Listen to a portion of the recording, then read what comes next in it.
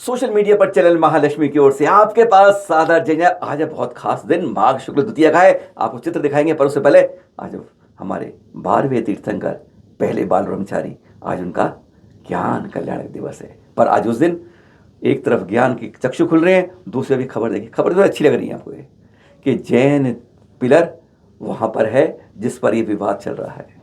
पर कहते हैं कब कहानी कैसी उलट जाती है, जैसे जैनों के गाल पर कस के तमाचा लग जाता है। खस के एक नहीं डबल लगा है। और इस बार तो इन चित्रों को देख के देख रहे हैं, सरकार मानती है कि जैन पिलर जिस पर दीपायन करते हैं, थ्रोकुंद्रम तमिलनाडु की बात कर रहे हैं। 3 वीडियो चैनल मांझी पहले दिखा चुका है कि जैन पिलर है, एक हमारे भाई करते हैं तो कोई दिक्कत नहीं है। दरगाह वाले विरोध करते हैं, सरकार कहती सांप्रदायिक दंगा ना हो जाए, इसलिए हम मना करते हैं। ये देख रहे हैं। पर इसके बाद जो ये निर्णय आया है, उसने जैनों की नीचे की जमीन हिला कर रख दी है। यह आया निर्णय, आपके सामने दिखा रहे ना, चैनल महाराज पूरे 170 पेज का मद्रास हाईकोर्ट की मदुरई बेंच के द्वारा दिया गया यह निर्णय जो आपके सामने है। पहले जो इसका है प्रोनाउंस किया 16 जनवरी 2026, और इतिहास में जैनों के लिए यह एक काला दिन जरूर है, क्योंकि आने वाले में जो आईएएस बनेगा, आईपीएस बनेगा, सरकार जो कागज देगी, जो किताबें छपेंगी, सब में यही लिखा जाएगा। तो इसमें एक लाइन लिख दी गई है, क्योंकि ये जजमेंट है कोर्ट का। ये जस्टिस के नाम लिखे हैं और नीचे डेट। यह जो है 170 का निर्णय हमारे पास है। उस पन्ने पर चलते हैं 37 और 38 पर, जहां पे जैनों के साथ एक ऐसा हुआ है।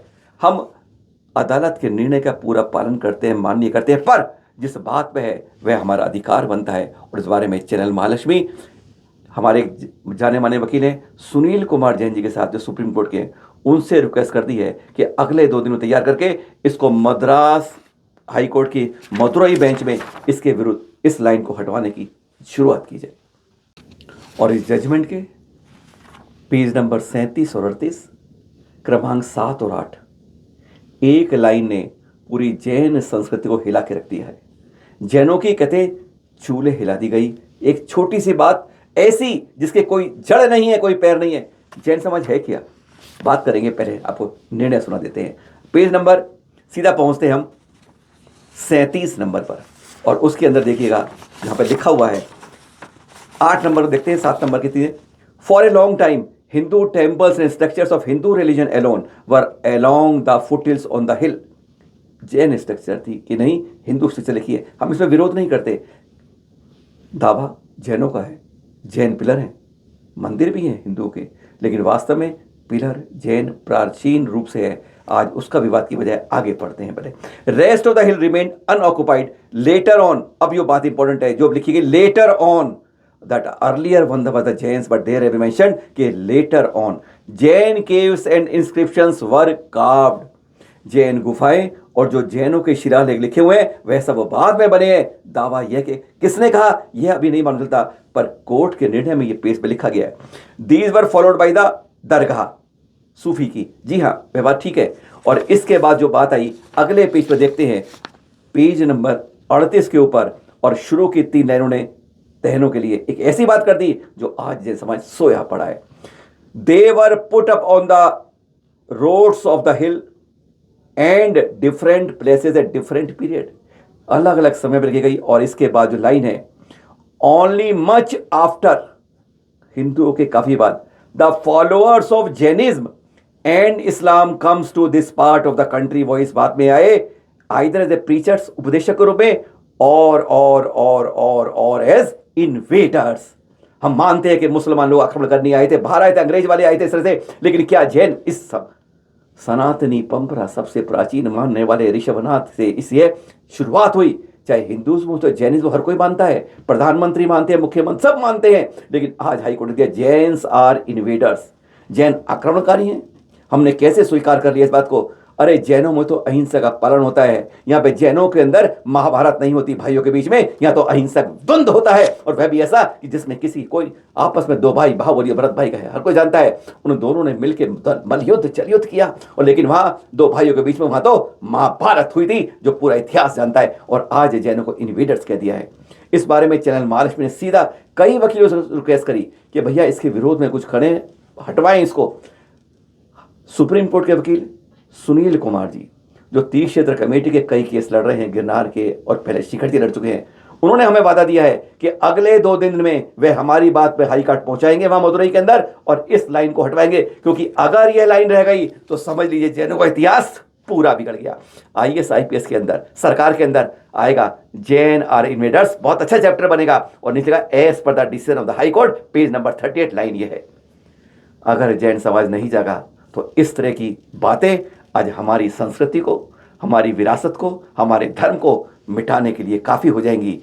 बात यह नहीं कि क्यों लिखी गई, बात यह कि लिखी क्यों गई है, इसको मिटाना आज आवश्यक हो गया है। आज अदालत में ऐसी बात आ गई है, पर आज हमें जरूरत है अपनी जागृति करने की तीर्थों के बारे में। और देख रही है अभी संभाजी नगर में भारतवर्षीय दिगंबर जैन तीर्थ कमेटी ने एक ये ऐतिहासिक प्रदर्शनी लगाई अपने प्राचीन तीर्थों के बारे में, अति क्षेत्र के बारे में, सिद्ध क्षेत्र के बारे में, कल्याणक भूमियों के बारे में। और सचमुच और पहली बार ऐसा हुआ जिसकी शुरुआत, जिसकी कहते हैं उद्घाटन 4 आचार्यों भट्टारकों द्वारा किया गया। गणाधिपति गर्धाचार्य श्री कुंतु सागर जी, राज संत श्री घुड़दानंदी जी, राष्ट्र क्रांतिकारी संत श्री गुप्तीनंद जी और साथ में आचार्य प्रणाम सागर जी के साथ, उपाध्याय विरंजन सागर जी साथ में, और साथ में भट्टारक, हाँ माधुरी वाले कहते हैं नंदनी के जिनसेन जी, वरूर के भट्टारक धर्म सेन जी आदि कई साधुओं के साथ पहली बार ऐसा हुआ जब तीर्थों की प्रदर्शनी का उद्घाटन इन सबके सानिध्य में हुआ। और खास बता दें इस समय में चले हमारे सौभाग्य मिला बताने के लिए कि 125वां वर्ष आने वाला तीर्थ क्षेत्र कमेटी सबसे प्राचीन प्रतिमा, सबसे प्राचीन संस्था जो नॉट आउट चल रही है आज की तारीख में सबसे लंबे अवधि से। हमारी तरफ से सबसे विनम्र अनुरोध किया गया। राष्ट्रीय तीर्थ क्षेत्र कमेटी के जम्मू प्रसाद जी भी थे, जवाहरलाल जी जो अपने 125 शतकोत्तर रजत महोत्सव के अध्यक्ष हैं वे भी थे, उपाध्यक्ष तीर्थ क्षेत्र कमेटी के संजय पापड़ीवाल जी थे और जैन पंचायत समिति के महावीर पाटनी थे। कई लोग थे, कई, और इस प्रश्न को हजारों ने देखा। एक अनुरोध किया गया कि आप लोग सब साधु संत जिस तरीके से तीर्थों की सुरक्षा के लिए आपके मुंह से जो कहा जाएगा वह जन जन तक पहुंचे, जागरूकता के लिए क्यों नहीं ऐसे कुछ हम करें।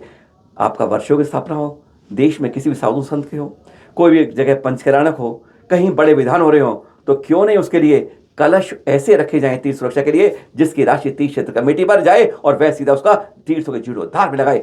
यहाँ पर तो कुछ महिला को सुनते सुना जब उन्होंने चित्र देख रहे थे वाले सारे जो अति क्षेत्र, अरे हम तो हर बार जाते हैं पर इतने तो उन्हें देख नहीं पाए, इनको संभालता कौन है, सुरक्षा कौन करता है। तो दूसरी मुस्कुरा के कह रही थी, लिखा नहीं सुनी थे भारतवर्षीय दिगंबर तीर्थ कमेटी यही तो करते और उनके सारे लोग आए भी हुए हैं।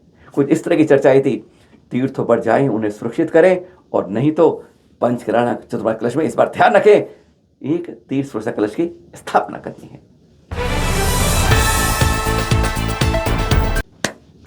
पहली बार लगा है कि जैन जिंदा हो गया है, जैन समाज जिंदा हो गया है। ये देख रहे हैं भारतवर्षीय दिगंबर महासभा का ये पत्र मिला है, आमंत्रण मिला है 31 जनवरी कार्यक्रम के लिए और 1 तारीख आप देख रहे हैं जो एनडीएमसी कन्वेंशन सेंटर में होगा। खास बात क्या है, यह है सरकार को सूचित करना कि हमारी जनगणना के बारे में।